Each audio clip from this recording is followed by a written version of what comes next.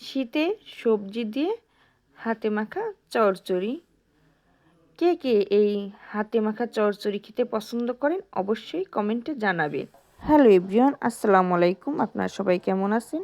আশা করি আপনারা সবাই ভালো আছেন। আল্লাহর রহমতে আমিও ভালো আছি। এই যে আমার আপুর হাতের এই শীতের দুপুরে হাতে মাখা চচ্চড়ি খেতে অনেক মজা, আর ছোটো মাছ দিয়ে খেতে তো সেই স্বাদ। আমার আপু প্রথমে পেঁয়াজের কালি, আলু, তারপরে পেঁয়াজ ছাড় সব কিছু কুচি করে তারপর হাতে সুন্দর করে মাখাইছে। মাখানোর পরে এই যে ছোটো মাছগুলো দিয়ে দিচ্ছে।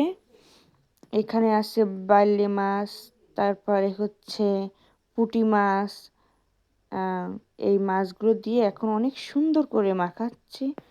আর দুপুরবেলায় আপুর এই হাতে মাখা চচ্চড়ি খেতে অনেক মজা লাগে।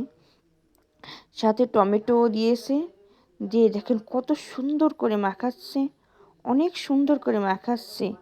হাতে মাখা এই চচ্চড়ি খেতে যে কি মজা, কে আর বলবে। যে অনেক সুন্দর করে মাখানো হয়ে গেছে। এখন পানি দিচ্ছে। এখন পানি দিয়ে তারপরে গ্যাসের পরে দিয়ে দেবে।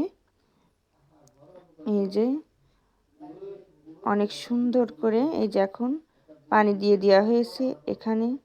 তারপর এখন ঢেকে দিল। ঢেকে দিয়ে এই যে গ্যাসের উপর দিয়ে দেওয়া হলো, গ্যাস জ্বালায় দিয়ে হলো। এই যে তরকারিটা হচ্ছে আস্তে আস্তে।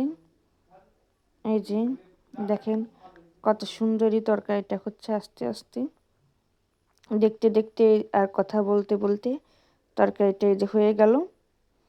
তারপর নামিয়ে ফেললাম, গ্যাসটাও লিভিয়ে দিলাম।